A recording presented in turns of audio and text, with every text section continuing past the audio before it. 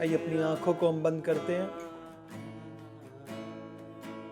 हम आज उसकी आराधना को करेंगे। मेरा बिलीव है आज परमेश्वर आज आपको छुएगा, आज आपको वो बदलेगा। जब तू ही है परमेश्वर मेरे साथ। सब लोग ऊंची आवाज में गाएंगे इस गीत को। मेरा मैं हूँ तेरा जाने जा। इबादत मैं करूँ, इनायत से भरूं। इबादत मैं करूं, इनायत से भरूं। तू जो मेरा तेरा जाने जा। ऊंची आवाज में गाओ।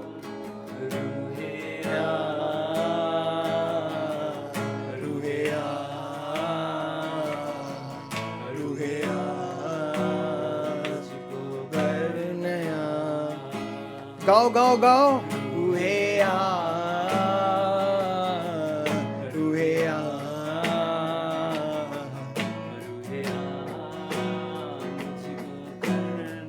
फिर से रूहे आ, रूहे आ, रूहे आ। पुकारिए उस पवित्र आत्मा को अपने जीवन में। आप पुकारिए उस पवित्र आत्मा को अपने जीवन में। मेरा बिलीव है पवित्र आत्मा आएगा, आपको बदलेगा। मेरा बिलीव है पवित्र आत्मा आएगा, आपके जीवन को नया करेगा। आज आपको पवित्र आत्मा की जरूरत है। पुकारिए पवित्र आत्मा परमेश्वर को। पुकारिए पवित्र आत्मा परमेश्वर को। वो हमारा सहायक है। पुकारिए पवित्र आत्मा परमेश्वर अपनी आंखों को बंद करते हुए। वो हमारा सहायक है। जो शरीर से जन्मा है वो शरीर है, जो आत्मा से जन्मा वो आत्मा है। जहां पर पवित्र आत्मा है वहां पर सब कुछ है। फिर से रूहे आ, रूहे आ, रूहे आ।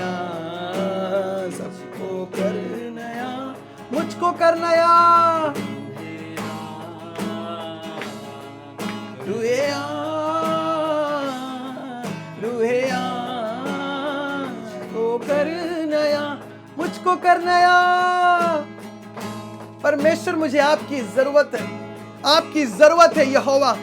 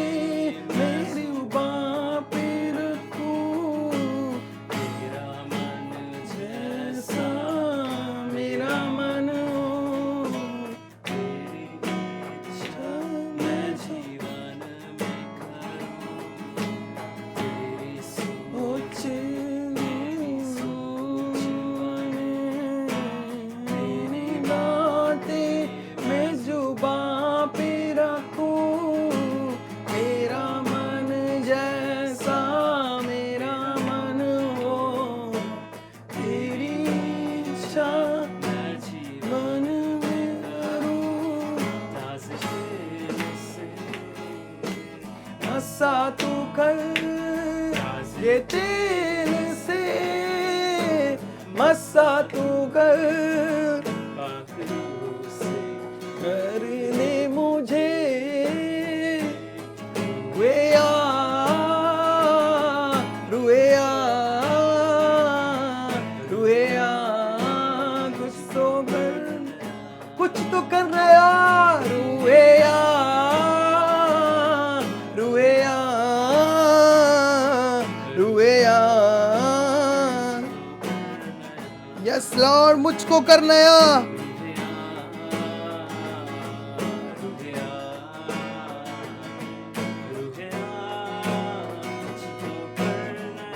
पवित्र आत्मा से आप भर जाइए। पवित्र आत्मा आपको छुए, पवित्र आत्मा आपको छुए, हर एक हिस्से को छुए। अंधकार की शक्तियां खत्म हो जाए आपके जीवन से। हर एक पाप का ताकत आज टूट जाए यीशु मसीह के नाम से। आपके जीवन से हर वो चीज आज जो शैतानी वो खत्म हो जाए यीशु मसीह के नाम से। अपने मुंह को खोलो और प्रार्थना करो। शबरंदेरिया रकारा बाबा, सियारंदेरिया रकारा बाबा बाबा बाबा बाबा, शबरंदेरिया रकारा बाबा बाबा बाबा बाबा बाबा बाबा।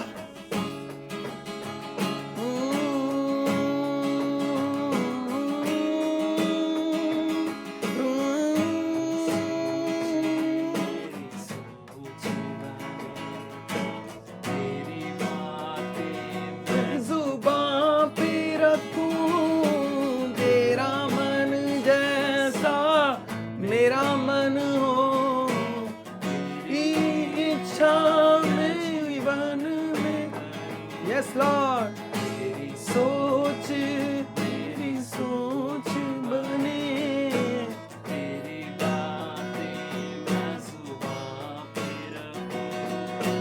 तेरा जैसा मेरा मन, तेरी इच्छा मैं जीवन में करूं। ताज़े से मसा ये तेल से मसा तो कर, रूह से मरने मुझे।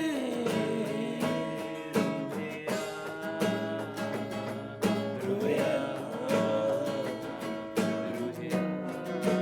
मुझको करना। यस लॉर्ड, आप आइए परमेश्वर, मुझे आपकी जरूरत है परमेश्वर। सचमुच आप भला और सच्चे परमेश्वर, आप जीवित परमेश्वर हो परमेश्वर। आपके जैसा कोई नहीं है परमेश्वर। आप सच्चे परमेश्वर हो प्रभु। हम आपको खोजते हैं परमेश्वर। आपको धन्यवाद बोलते परमेश्वर। आपको धन्यवाद देते हैं परमेश्वर। धन्यवाद का बलिदान चढ़ाते परमेश्वर। आपको धन्यवाद परमेश्वर। Thank you see. धन्यवाद परमेश्वर। मेरा जीवन आपके हाथों में परमेश्वर। आप चलाइए परमेश्वर, आप बढ़ाइए। Thank you Jesus. धन्यवाद परमेश्वर। आदर आपको देते हैं, महिमा आपको प्रभु यीशु मसीह के सामर्थ्य और पवित्र नाम से। आमीन आमीन। Hallelujah hallelujah.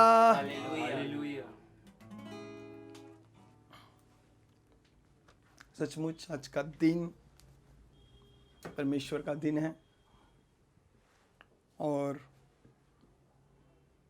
आप आज, मेरा ये बिलीव है, मेरा ये फेथ है, मेरा ये विश्वास है, आज परमेश्वर आपको अपना गवाह बनाएगा।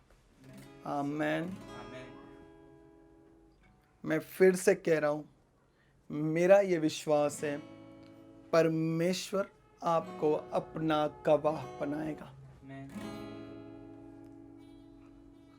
जब हम सीरियस होते हैं परमेश्वर के लिए, परमेश्वर हमारे लिए वो सीरियस होता है। जब हम गंभीर रहते हैं, परमेश्वर हमें हर वो चीज गंभीरता से देता है। आपका जन्म मजाक से नहीं हुआ। आप इस धरती किसी मजाक के लिए नहीं आए, बल्कि उसके गवाह बनने के लिए आए हो। आमीन।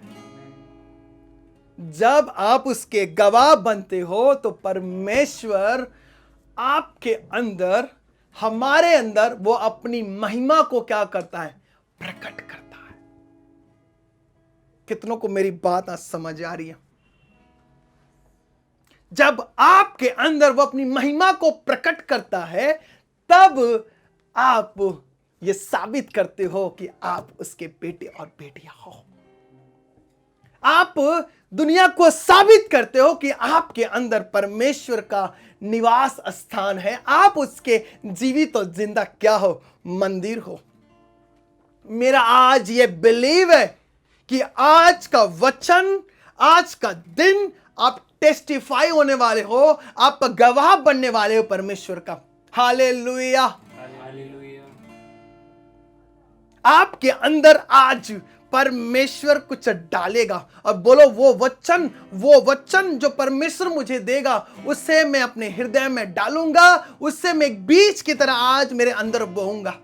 आपको ये बोलना है, मैं आज वचन को बीज के जैसे मैं अपने जीवन में उसे बोऊंगा। ठीक है, जो बोता है वही काटता है। आप वचन को बोओगे, आप उसके सामर्थ को, उसके अधिकार को, उसकी महिमा को आप काटोगे अपने जीवन में, और आप क्या हो? बनोगे उसके गवाह। हालेलुया। मेरे प्रियो, बहुत सारे लोग इस दुनिया में हैं। करीबन 8 बिलियन से ज्यादा लोग रहते हैं।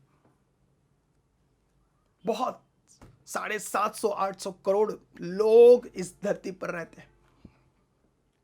सबके जीवन में एक अलग टेंशन है, अलग चिंताएं हैं। सब लोग एक अलग अलग अपनी जर्नी है। हर एक इंसान के अंदर, हर एक मनुष्य के अंदर उसकी अपनी एक कहानी, उसकी अपनी एक संघर्ष, उसका अपना एक इतिहास, उसका अपना एक क्या कहते हैं दुनिया रहती है हर एक इंसान के अंदर। हर एक के पास आंख है, मुंह है, हृदय है, दिल है, सब है। उसकी अपनी एक अलग जर्नी है। उनके जर्नी में चाहे कोई हो या ना हो, अगर आप परमेश्वर पर विश्वास करते हैं, यीशु मसीह पर विश्वास करते हैं, तो आपके अंदर एक ऐसा इतिहास और आपके अंदर एक ऐसी दुनिया परमेश्वर बसाएगा कि लोग उसे देखेंगे और हैरान हो जाएंगे। जब आप उस परमेश्वर का हाथ थामे रहोगे, अगर आप ठान लोगे अपने जीवन में कि मुझे मेरे परमेश्वर की महिमा को प्रकट करना है, अपने स्वभाव के द्वारा, अपने चरित्र के द्वारा, अपने विश्वास के द्वारा, अपने कर्मों के द्वारा, फिर देखना आपको गवाह बनने से कोई रोक नहीं पाएगा, कोई भी रोक नहीं सकता। जब आप अपने जीवन में आप निर्णय कर लेते हो कि मुझे मेरे जीवन में मेरे परमेश्वर की महिमा को क्या करना है? प्रकट करना है। यह कब होगा? जब हम परमेश्वर पे पूरी तरीके से विश्वास रखेंगे, हम जब उसके वचनों पर पूरी तरीके से चलेंगे। हालेलुया। परमेश्वर सोने वाले बिलीवर से प्रेम नहीं रखता, बल्कि जागने वाले बिलीवर से वो क्या करता है? प्यार करता है। सोने वाला व्यक्ति कुछ पा नहीं सकता, जागने वाला अपनी फसल को वो क्या करता है? बचाता भी है और उसे काटता भी है।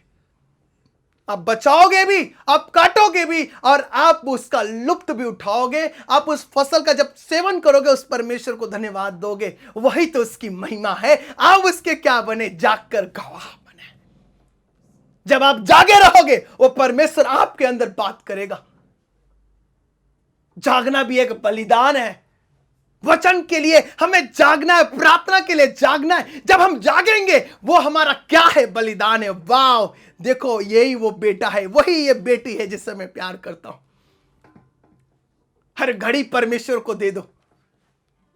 परमेश्वर मेरा हर घड़ी, हर वक्त आपका है। वो सोने वाले मसीह से नहीं, वो जागने वाले मसीह से प्यार करता है। जागने वाला मसीह पिता की इच्छा पूरा करता है। आप जागे रहोगे यीशु मसीह के सामर्थ्य नाम से।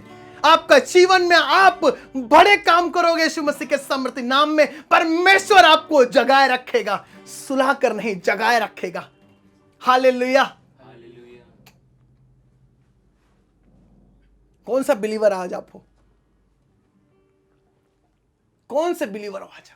सोने वाले या जागने वाले? सोने वाला व्यक्ति कभी महिमा प्रकट नहीं कर सकता। जागने वाला व्यक्ति प्रभु की महिमा को क्या कर सकता? वो प्रकट कर सकता है। हालेलुया। परिश्रम करने वाले से परमेश्वर प्यार करता है। परिश्रम, कहां पर? मसीह में परिश्रम, बाहर नहीं, मसीह में। मसीह में किया हुआ परिश्रम कभी व्यर्थ नहीं जाता। आपका परिश्रम कभी व्यर्थ नहीं जाएगा। आप कभी व्यर्थ अपनी काउंटिंग, अपनी तुलना किसी से नहीं करोगे। आप हमेशा अपने आप को बेस्ट देखोगे। जब आप मसीह में, आप परमेश्वर में, आप क्या करोगे? परिश्रम करोगे। हालेलुया। अगर आपको नींद आ रही है तो फिर आप अभी फिर आए नहीं हो फिर अच्छे से, फिर अभी भी आप मां के गोद में ही हो, फिर मसीह की गोद में नहीं। मेरी भेड़ मेरे शब्दों को सुनती है, उसे पहचानती है। सो जाएगी तो क्या पहचान पाएगी? हाँ नहीं, जागी रहेगी तो, सुनेगी तो। आपको अपने जीवन में निर्णय लेना है। आपको अपने जीवन में एक निर्णय लेना कि परमेश्वर मैं जागा रहूंगा हमेशा। मेरा ध्यान केवल तेरे वचनों पर होगा, केवल तेरे वचनों पर। हालेलुया। आपको जागना है।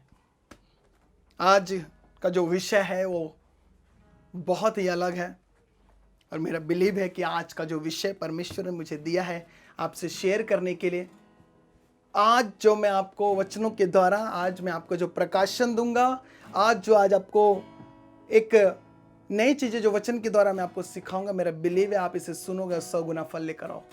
आमेन। आइए अपनी आंखों को बंद करें, हम प्रार्थना करते परमेश्वर से। सब लोग अपनी आंखों को बंद करें। परमेश्वर, मैं आज के वचन को सुनूं और 100 गुना फल लाऊं। मेरे जीवन पर केवल तेरे वचनों का अधिकार है। मेरे हर एक घड़ी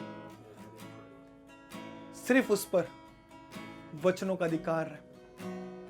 मैं गवाह बनने के लिए चुना गया हूं परमेश्वर। शैतान मेरी गवाही को आने से नहीं रोक सकेगा। मेरा विश्वास है क्योंकि वचन मेरे अंदर है। आज मैं वचन सुनूंगा, आप परमेश्वर, मैं बढ़ूंगा तुझ में।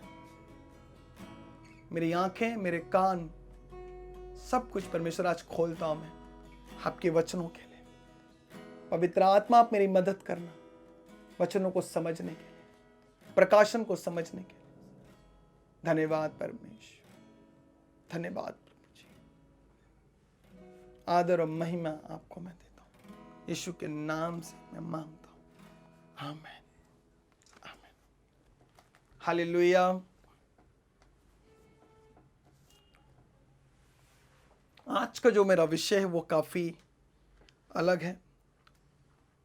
जब मैं अब्राहम के जीवन को पढ़ रहा था तो परमेश्वर ने मुझे बहुत कुछ अब्राहम के जीवन से सिखाया। बहुत कुछ अब्राहम के जीवन से सिखाया उसने।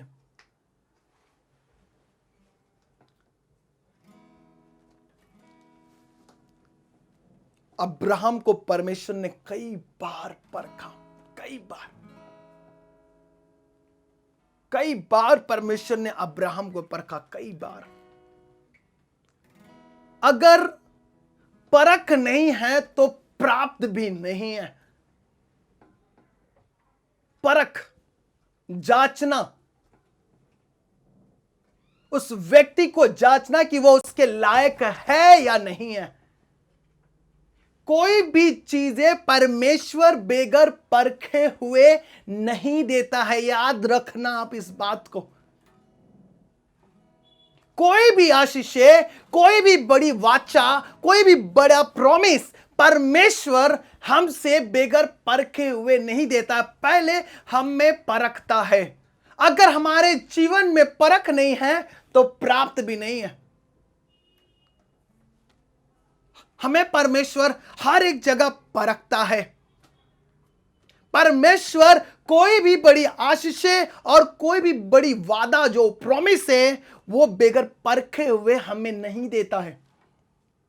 अगर हमारे जीवन में परख नहीं है तो हम भी उस वचन के साथी नहीं हैं जो परमेश्वर हमारे लिए बोलता, हमारे लिए वो देता है, जो हम पर पूरा करना चाहता है। परख के बाद ही परमेश्वर उस वाचा को, उस वचन को पूरा करता है। परख। हालेलुया। आज मैं उस पिता के बारे में बात करूंगा जिसे हम सब जानते हैं, अब्राहम। अब्राहम तेरह का वंश था। 3 भाई थे, हारान, अब्राहम और नाहोर। लेकिन परमेश्वर ने अब्राहम को क्यों चुना? क्यों अब्राहम आशीष का मूल हुआ? क्यों परमेश्वर अब्राहम के वंशों को बढ़ाया? ऐसा क्या उसके अंदर था और क्या नहीं था? क्यों उससे परमेश्वर ने इतनी बार परखा? आज मैं आपको एक उसके परख के बारे में बताऊंगा जो परमेश्वर ने उसे परखा। आइए हम पढ़ते हैं उत्पत्ति का अध्याय 12 वचन 1 से। मैं आपके लिए पढ़ता हूं, आप इसे स्क्रीन पर देख सकते हैं। यहोवा ने अब्राहम से कहा, अपने देश और अपने कुटुंबियों और अपने पिता के घर को छोड़ उस देश में चला जा जो मैं तुझे दिखाऊंगा, और मैं तुझसे एक बड़ी जाति बनाऊंगा और तुझे आशीष दूंगा और तेरा नाम महान करूंगा और तू आशीष का मूल होगा। जो तुझे आशीर्वाद दे उन्हें मैं आशीष दूंगा और जो तुझे कोसे में उन्हें शाप दूंगा, और भूमंडल के सारे कुल तेरे द्वारा आशीष पाएंगे। यहोवा के इस वचन के अनुसार अब्राहम चला और लूत भी उसके संग चला। जब अब्राहम हारान देश से निकला उस समय वो 75 वर्ष का था। हालेलुया। परमेश्वर कोई भी बड़ी आशीष है, कोई भी बड़ी प्रॉमिस वो बेगर परखे हुए हमें नहीं देता है। परमेश्वर ने अब्राहम को परखा। सोचिए, एक 75 वर्ष का एक पुरुष को परमेश्वर परख रहा है। हम तो अभी जवान हैं, हम अभी बहुत ही हरे भरे होंगे। परमेश्वर हमें न जाने कितनी बार परख रहा होगा, हमें यह बात पता नहीं चलती। अगर आप लाइफ में अपने आप को देखो कि क्या मेरे लाइफ में परमेश्वर की परख है या नहीं है। माता पिता की परख अलग होती है, एक शिक्षक की परख अलग होती है, एक परमेश्वर की परख बहुत अलग होती है। परमेश्वर आपको एक फैक्ट्री बनाना चाहता है। परमेश्वर ने अब्राहम को आशीष का फैक्ट्री बनाने के लिए उसे क्या किया? परखा। अगर परमेश्वर उसे नहीं परखता तो वो आशीष का मूल नहीं होता। आशीष पाना और आशीष का मूल होना यह बहुत अंतर है। हमारे जीवन में हमें परख की बहुत ही ज्यादा जरूरी है। हालेलुया। सोनार के दुकान पर जाओ, वो सोने को परखता है, तब वो उसके ब्याज को, जब वो उसके पैसे को, उसके मूलधन को वो आपको देता है। बगैर परखे हुए सोनार आपको किसी सामान का वो पैसा देता है? नहीं देता है। हालेलुया। जब आप टिकट लेने जाते हैं, टिकट विंडो पे वो ऑफिसर वो टिकट को भी परखता है और आपके पैसों को भी पहले परखता है कि आपने उसे 20 का नोट दिया या 100 का या 1000 की नोट दिया, उसे वो परखता है। हर एक व्यक्ति इस संसार में किसी ना किसी चीज के लिए वो उसको क्या करता? परखता है। हालेलुया। आप चाहते हो कि परमेश्वर का बड़ा वाचा, बड़ा प्रॉमिस, उसकी बड़ी आशीष मेरे जीवन में मुझे मिले, तो बेगर परखे हुए परमेश्वर वो आपको कभी नहीं देगा। परख नहीं तो प्राप्त नहीं, परख है तो प्राप्त भी है। अगर परमेश्वर परख रहा है तो वो यानी आपको देने के लिए वो परख रहा है। आप अपने बच्चों को परखते हो कि वो 2 व्हीलर चलाने के लायक है या नहीं है, या वो साइकिल चलाने के लायक है या नहीं है। क्या आप उसे बगैर परखे आप उसे 2 व्हीलर और 4 व्हीलर दे देते हो? नहीं देते हो। जब आप अपने बच्चों को ऐसा करते हुए देखते हैं, जब आप उससे परखते हैं, तो क्या हमारा परमेश्वर हमें नहीं परखता? हमें वो परखता है। हर जगह वो हमें परखता है। हालेलुया। परमेश्वर ने अब्राहम को परखा, उसे उसके पिता के घर में परखा। नाहोर भी था, अब्राहम भी था। 13 के वंश दोनों थे, दोनों एक ही पिता के बेटे थे। लेकिन परमेश्वर ने अब्राहम को क्यों चुना? क्योंकि अब्राहम अपने पिता का केयर करता था, अपने पिता को साथ रखे हुए था, उससे अलग नहीं किया। अब्राहम की पत्नी बांझ थी, उसने दूसरी शादी नहीं की थी। हर एक चीज परमेश्वर अब्राहम के जीवन को पहले से देखता आया। अब्राहम और नाहोर और हारान तो पहले ही मर चुका था। अब उन्हें उसी पिता के घर, जिसका बेटा लूत था, बेगर परखे परमेश्वर कोई आशीष नहीं देता। बेगर परखे परमेश्वर कोई बड़ी योजना आप पर नहीं देता। मुझे आज भी परमेश्वर परखता है। पिछले 14-15 साल से परमेश्वर आज भी मुझे वो परख रहा है। आने वाले दिनों में जब आप मेरे इस परख को जब आप खत्म देखेंगे, परमेश्वर मुझे पूरी तरीके से जांच लेगा, तब आप एक बड़ी महिमा देखोगे, तब आप उसकी तारीफ करोगे। आमेन। मेरे भाइयों, मेरे बहनों, याद रख लेना, परख नहीं तो प्राप्त नहीं। अगर परमेश्वर की परख नहीं आपके जीवन में, तो आप उसे मांगे। जब आप मांगेंगे उसके परख को, परमेश्वर आप मुझे जांचिए, आप मुझे देखिए कि कहां पर मेरी कोई गलती है, कहां पर मैं टेढ़ा चल रहा हूं। हालेलुया। वचन में कहता है कि तेरी एक आंख गंदी है तो उसे निकाल फेंक। अगर तेरा दाहिना हाथ गंदा है तो उसे काट फेंक कि बाकी का अंग बचा जाए। क्यों? क्योंकि वह हमारे लिए एक परख है, हमारे लिए एक जांचना है।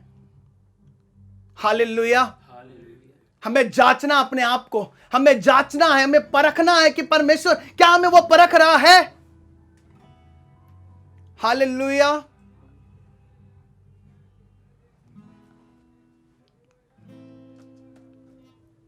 आशीष पाना और आशीष का मूल होना बहुत अंतर है। हालेलुया। बगैर परखे परमेश्वर कोई चीज नहीं देता है। परख है तो प्राप्त है। परख जब वो करेगा तो हमें वो देगा। कैसे हमें मिलेगा? जब हम परमेश्वर को अलाउ करेंगे कि परमेश्वर हमारे जीवन में हमें आप परखो, मुझे परखो। अब्राहम को परमेश्वर परख रहा था। अगर वो अपने घर से नहीं निकलता, वो अपने परिवार को से नहीं निकलता, तो परमेश्वर उससे आशीष का मूल नहीं बनाता। उसे पिता पहले नहीं कहा मैं तुझे आशीष दूंगा, दो जो तुझे आशीष देगा मैं उसे आशीष दूंगा, दो जो तुझे श्राप देगा मैं उसे श्राप दूंगा। आशीष पाना और आशीष को मूल बनना बहुत फर्क है। किसी चीज को पाना और किसी चीज की फैक्ट्री लगाना बहुत अंतर है। परमेश्वर अब्राहम को आशीष का फैक्ट्री बना रहा था। परमेश्वर वैसे भी आपको वह फैक्ट्री बनाएगा, वैसे ही वह आपको एक फैक्ट्री बनाएगा। मैं सच कह रहा हूं। कब? जब आप उस पर बिलीव करोगे। परमेश्वर जानता था कि अब्राहम मेरी बातों को सुनकर वो निकलेगा, क्योंकि वो उसके पिता के घर में उसे वो देखा। वो एक आदर्श पुरुष था। पत्नी बांझ थी, उसने दूसरी शादी नहीं की। इसे वचन में लिखा तू एक ही पत्नी का पति हो और एक ही पत्नी का तू पति हो। हालेलुया। परमेश्वर आपको परखता है, याद रखना। यह पहली परख अब्राहम के जीवन में थी। अब्राहम 12 से लेकर 25 के अध्याय के बीच में ही उसकी पूरी कहानी है। 12 अध्याय से शुरू होती है, 25 तक खत्म हो जाती है अब्राहम की कहानी। हालेलुया।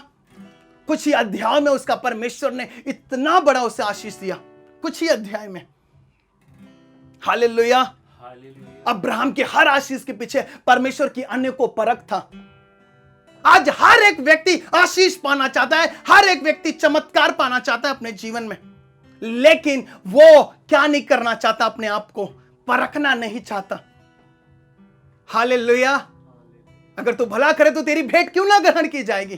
कैन ने अपने लाइफ में यह नहीं चेक किया कि मैंने कितनी भलाई अपने भाई के साथ किया। परमेश्वर ने उसकी भेंट को ग्रहण नहीं किया। हालेलुया। हमें अपने आप को रोज जांचना है। कहां पर मैं कमजोर हूं? कौन सा मेरा पाप है जो मेरे आशीष को रोक रखा है? कौन सा ऐसा गुनाह है जो मेरे आशीष को उसने ब्लॉक करके रखा है? आपको उसको हटाना है अपने जीवन से। विश्वास रखना है परमेश्वर पर। हालेलुया। बेगर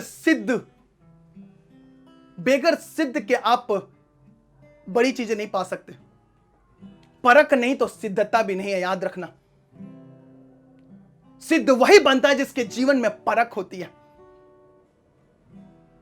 आत्मा की गहराइयों को, बातों को आज समझना है आपको। अगर आज आप आत्मा की बातों को समझ गए, मेरा बिलीव है आप फलों को लेकर आओगे। जैसे परमेश्वर ने अब्राहम को आशीष दी, वो सेम आशीष आप भी ले सकते हो। सेम आशीष, सेम ग्रेस, सेम अनुग्रह। कोई बच्चा नहीं था उसके पास, फिर भी परमेश्वर ने उससे कहा यह देश को मैं तेरे वंश को दूंगा। जब उसने विश्वास करके एक कदम बढ़ाया, परमेश्वर ने उसे आशीष दी। ये पहला परख उसके जीवन में था, उसका चलना, शुरुआत। परमेश्वर ये देखना चाहता था कि अब्राहम मेरी बातों को सुनकर चलेगा कि नहीं चलेगा। यह उसके जीवन की पहली परख थी। परमेश्वर की ने उसे पहली बार परखा। अब्राहम 3 भाई थे, हरान, नाहोर और अब्राहम। हालेलुया। अब्राहम सबसे बड़ा था, उसको कोई संतान नहीं थी, सारा बांझ थी। अब्राहम ने दूसरी शादी नहीं की। हरान के मरने के बाद उसने अपने पिता का केयर किया। वो अपने पिता का वफादार रहा अपने घर में।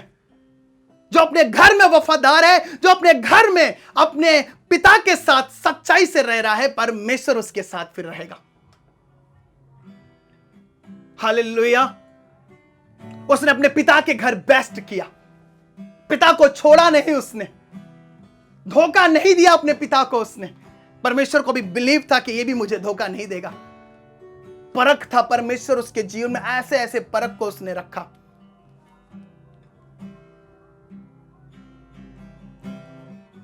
परमेश्वर ने इतना उसे परखा, इतना परखा।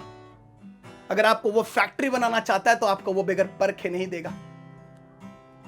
क्या बनना आपको? फैक्ट्री बनना है या प्रोडक्ट बनना है?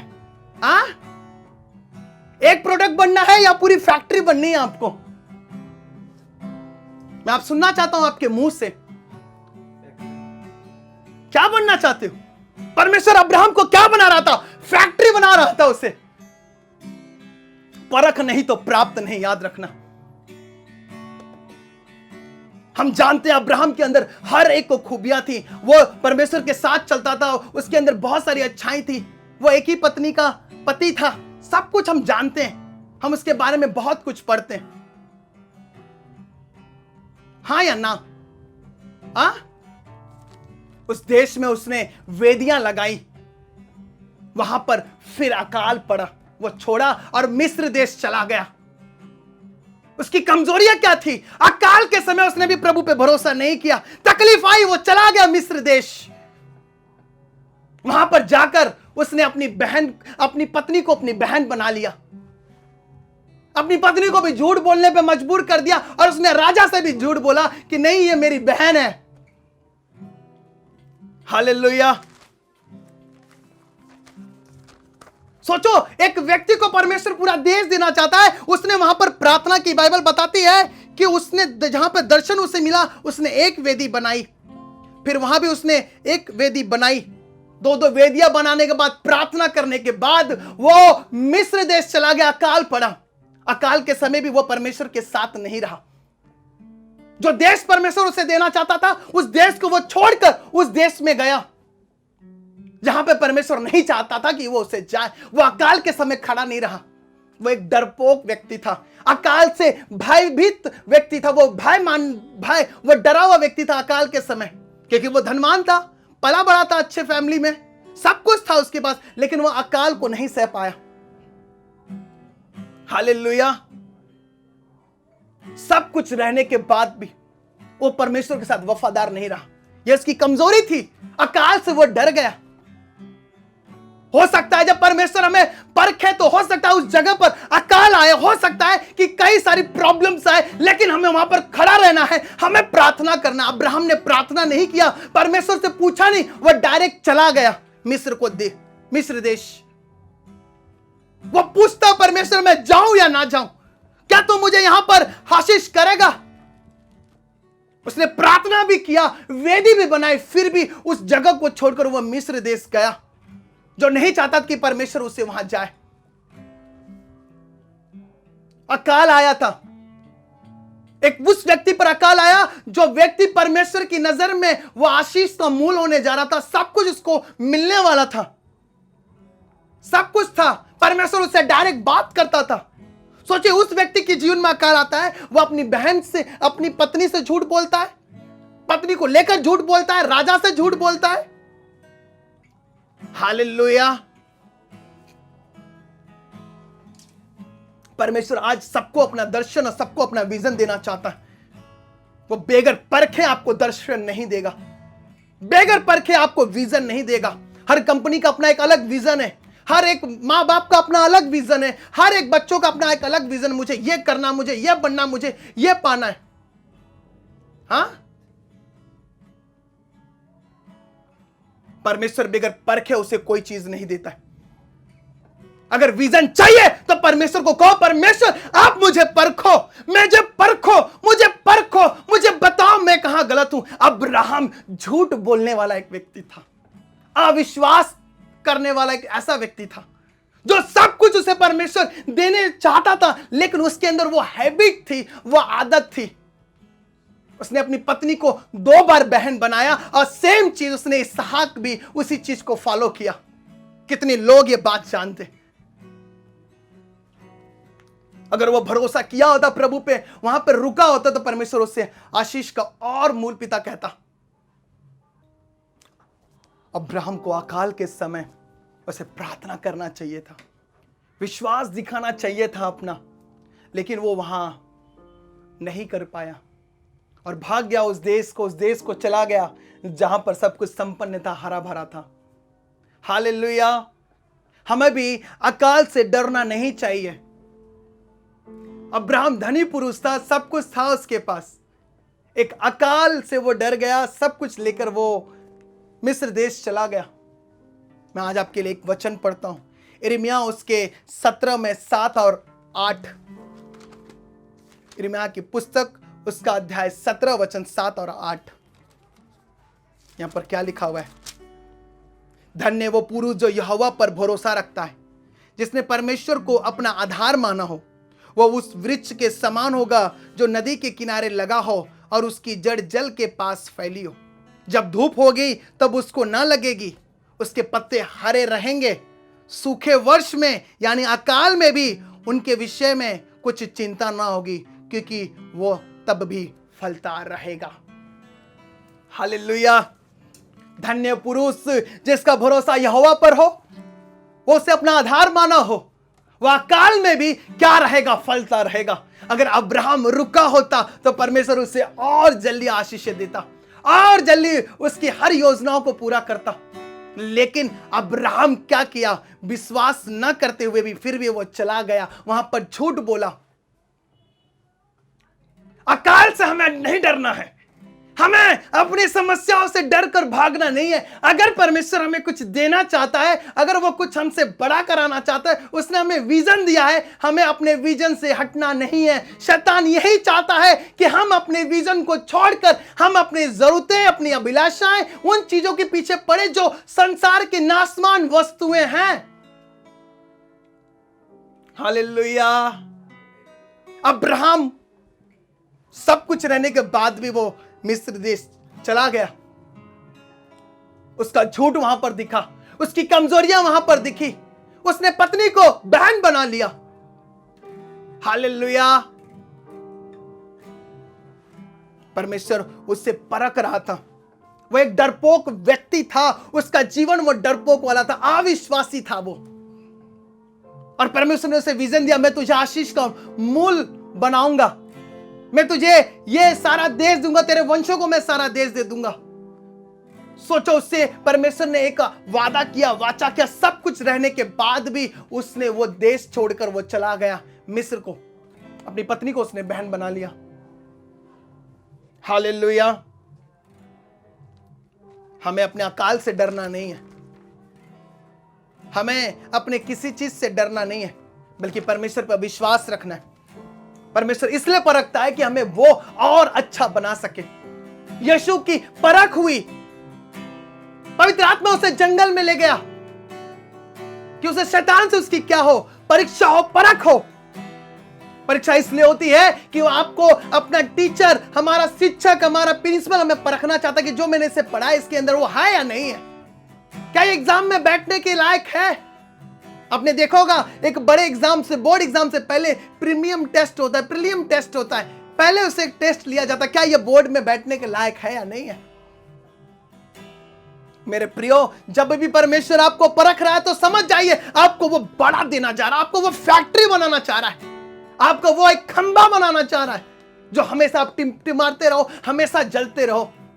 वो एक चीज देकर आपको खुश नहीं करना चाहता, वो आपको अनेक चीज देकर आपको खुश करना चाहता है। वही परमेश्वर की योजना है। जैसे अब्राहम पर वो योजना थी, वैसे आप पर भी आएगी जब आप परमेश्वर को अलाउ करोगे। परमेश्वर आप आइए मेरे जीवन में, आप मुझे परखिए और आप मुझे ले जाइए जहां आप ले जाना चाहते हैं।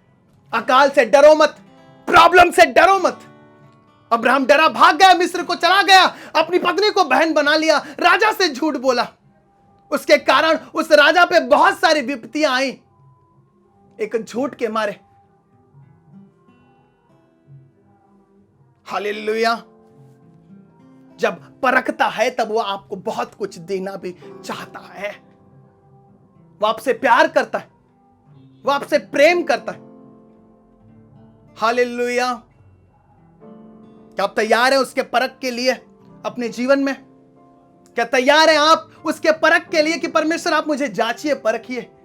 जहां भी आप परमेश्वर मुझे चाहते हो सीधा करने के लिए, वहां पर आप मुझे सीधा करें।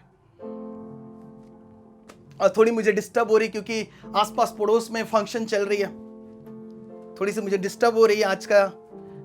कई बार मैं बीच बीच में रुका हूं, आपको पता नहीं चलेगा, क्योंकि आसपास पड़ोस से उनके प्रोग्राम चल रहे हैं और जिसकी वजह से बहुत सारी आवाजें आ रही हैं। मेरे प्रियो, परमेश्वर आपसे बहुत प्यार करता है।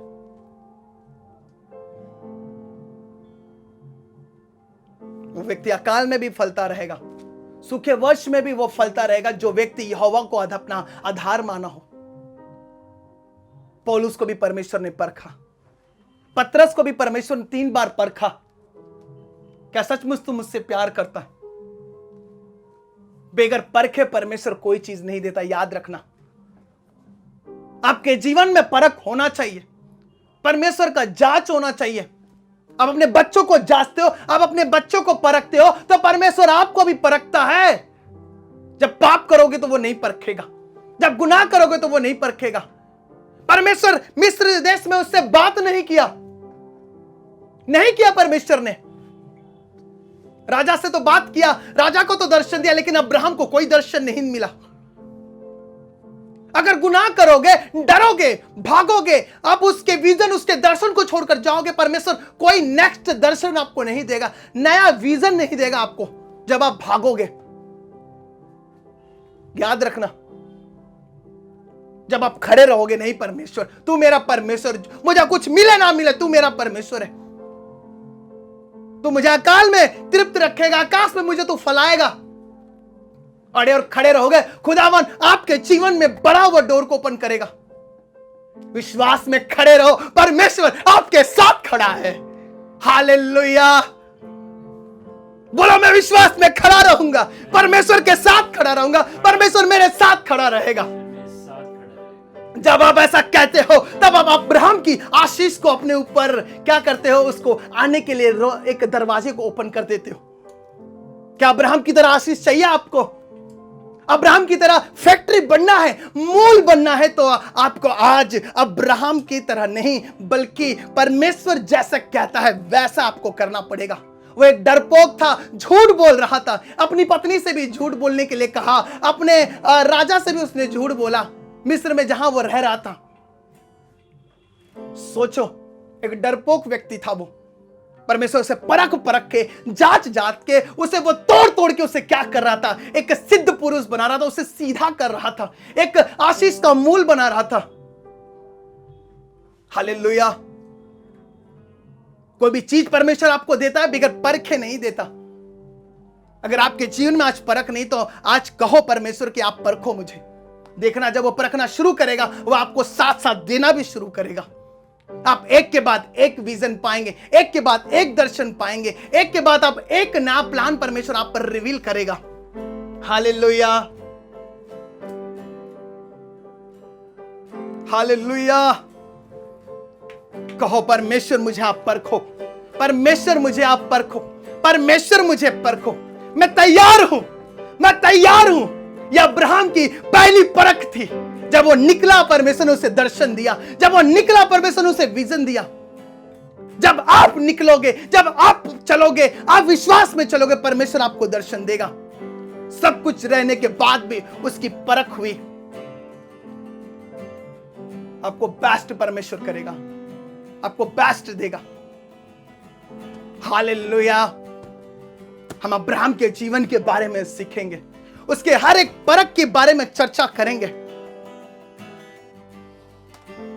वो डर रहा था कि राजा मुझे मार ना दे मेरी पत्नी के कारण, इसलिए उसको मैं बहन बना लेता हूं। अगर वो उसी देश में रह के प्रभु से प्रार्थना किया था, परमेश्वर तू मेरा परमेश्वर है, तूने तो मुझे कहा मैं तुझे ये देश दे दूंगा, यह अकाल मेरे लिए क्या चीज है। अगर वो खड़ा रहता तो परमेश्वर उससे और बात करता। जब मिस्र देश गया, परमेश्वर उससे बात नहीं किया, कोई दर्शन विजन नहीं मिला था उससे। परमेश्वर राइट प्लेस पे आपको राइट दर्शन देता है, राइट जगह वो आपसे राइट बात करता है। जब आप खड़े रहोगे। वो अविश्वासी था, कमजोर था, डरपोक था अब्राहम।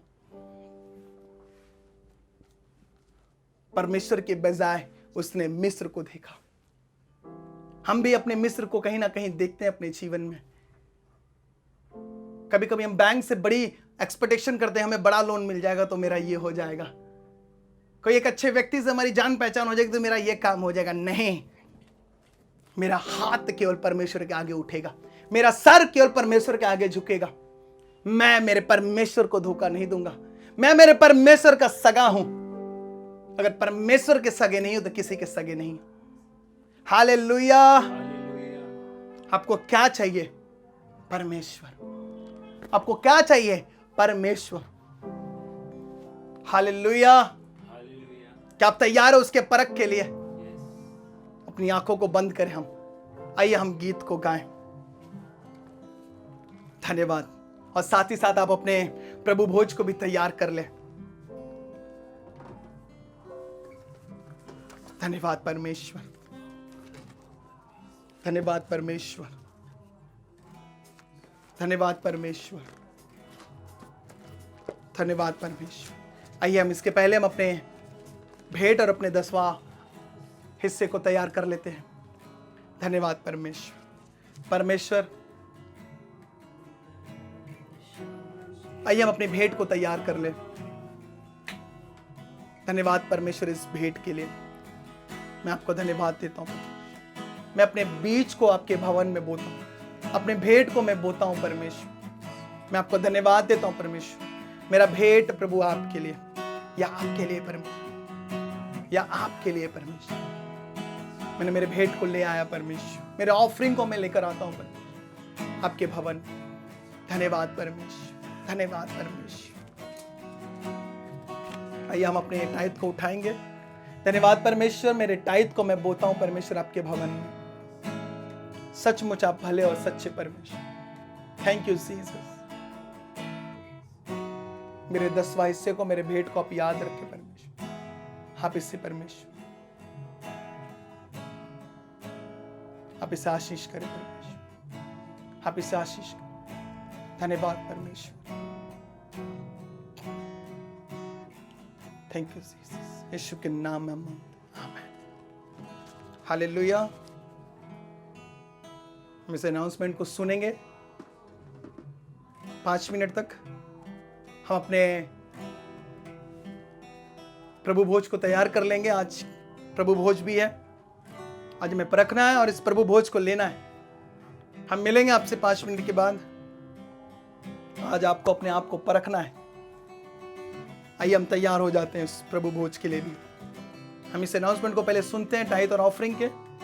आप सबको बीज बोना बहुत जरूरी है, बहुत जरूरी है आपको बोलना। परमेश्वर आपको आशीष करे। आप अपने दशमांश और भेंटों को ज़रूर दें, लगातार बोए प्रभु के भवन में, क्योंकि प्रभु का वचन कहता है तुम्हारे भेंट और दशमांश स्मरण किए जाएंगे। इसलिए आप अपने भेंट और दशमांश को दें, जिससे आपके दशमांश और भेंट प्रभु को स्मरण आए। आप बैंक की डिटेल्स को स्क्रीन पर देख सकते हैं। बैंक का नाम HDFC बैंक है और चर्च का नाम सुनील गुप्ता मिनिस्ट्रीज ट्रस्ट है। आप दिए गए अकाउंट नंबर का इस्तेमाल करके अपने दशमांश भेंटों को भेज सकते हैं। आप ज़रूर बोएं, जिसके द्वारा प्रभु आपको ब्लेस करे। आप IFSC कोड का इस्तेमाल करके और नेट बैंकिंग का इस्तेमाल करके आप अपने दशमांश भेंटों को भेज सकते हैं। आप ज़रूर बोए जिसके द्वारा प्रभु आपके दशमांश और भेंटों को स्मरण करे। आप दिए गए नंबर पर कॉल कर सकते हैं किसी भी जानकारी के लिए। आप ICICI बैंक का भी इस्तेमाल करके अपने दशमांश को भेज सकते हैं। चर्च का नाम सुनील गुप्ता मिनिस्ट्रीज ट्रस्ट है। आप इस अकाउंट नंबर का भी इस्तेमाल करके अपने दशमांश भेंटों को भेज सकते हैं। आप प्रभु के भवन के लिए बोल सकते हैं। आप चर्च के कामों के लिए भेज सकते हैं। आप ज़रूर बोएं जिसके द्वारा प्रभु आपको ब्लेस करे। आप NEFT और RTGS के भी ज़रिए आप अपने दशमांश और भेंट को भेज सकते हैं। आप इस अकाउंट नंबर का भी इस्तेमाल करके अपने दशमांश को भेज सकते हैं। आप अपनी नज़दीकी बैंक ब्रांच में भी जाकर ज़रूर बोएं जिसके द्वारा आप प्रभु आपको ब्लेस करेगा। आप नज़दीकी बैंक ब्रांच का भी इस्तेमाल करके अपने दशमांश को भेज सकते हैं। आप ज़रूर बोएं प्रभु के भवन में लगातार बोएं जिसके द्वारा प्रभु आपके हर एक दशमांश और भेंटों को स्मरण करे। आप बो सकते हैं इस अकाउंट नंबर का इस्तेमाल करके, IFSC कोड का इस्तेमाल करके।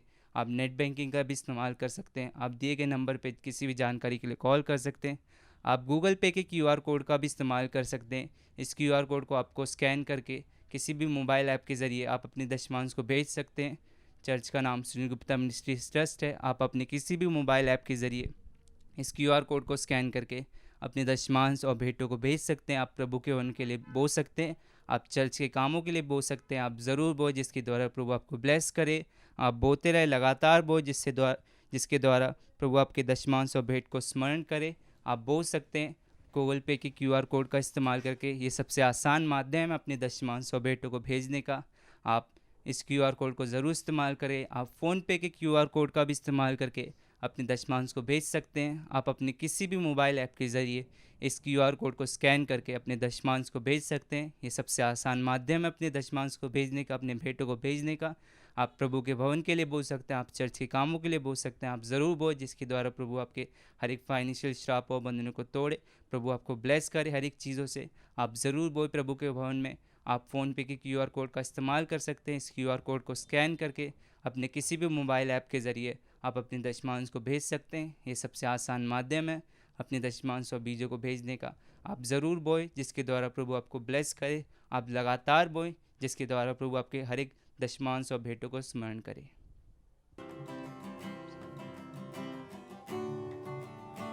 धन्यवाद परमेश्वर, धन्यवाद परमेश्वर। आइए अपने प्रभु भोज को हम तैयार कर लें। जितने भी लोग मुझे ऑनलाइन देख रहे हैं, जिन्होंने बपतिस्मा ले लिया है, वो अपने हाथ में प्रभु भोज ले ले।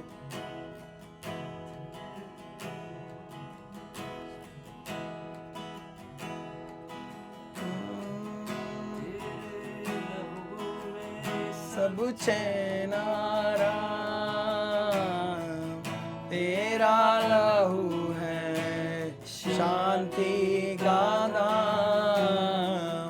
तेरे लहू में सन बिगड़े काम। तेरा लहू है का पैगाम। तेरा लहू से सब चैन आराम। तेरा लहू है शांति का नाम। तेरे लहू से बने बिगड़े काम। तेरा लहू है का पैगाम। तेरा लहू, तेरा लहू, तेरा लहू है शुपाट लहू। तेरा लहू, तेरा लहू, तेरा लहू है शुपाट लहू।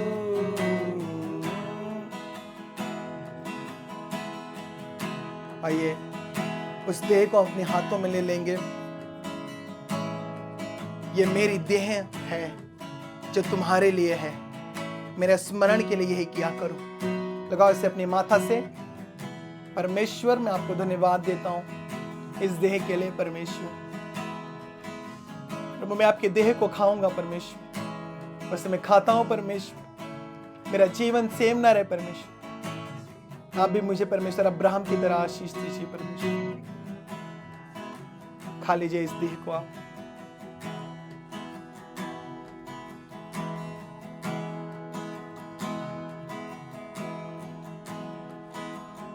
इसी रीति से उसने बियारी के पीछे एक कटोरा भी लिया और कहा, यह कटोरा मेरे लहू में नई वाचा है, जब कभी पियो तो मेरे स्मरण के लिए यही किया करो। आपके हाथ में इसका कीमती लहू है। तेरा लहू, तेरा लहू, तेरा लहू बचाता हमें, तेरा लहू। लगाइए इसे माथे से। धन्यवाद परमेश्वर इस लहू के लिए। ये तेरा सच्चा लहू है परमेश्वर। परमेश्वर आप इसे आशीष करें परमेश्वर। आप मुझे आशीष करें परमेश्वर।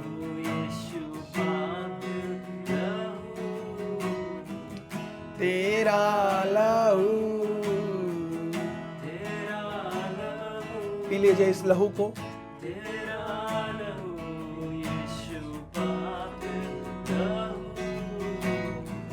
धन्यवाद परमेश्वर,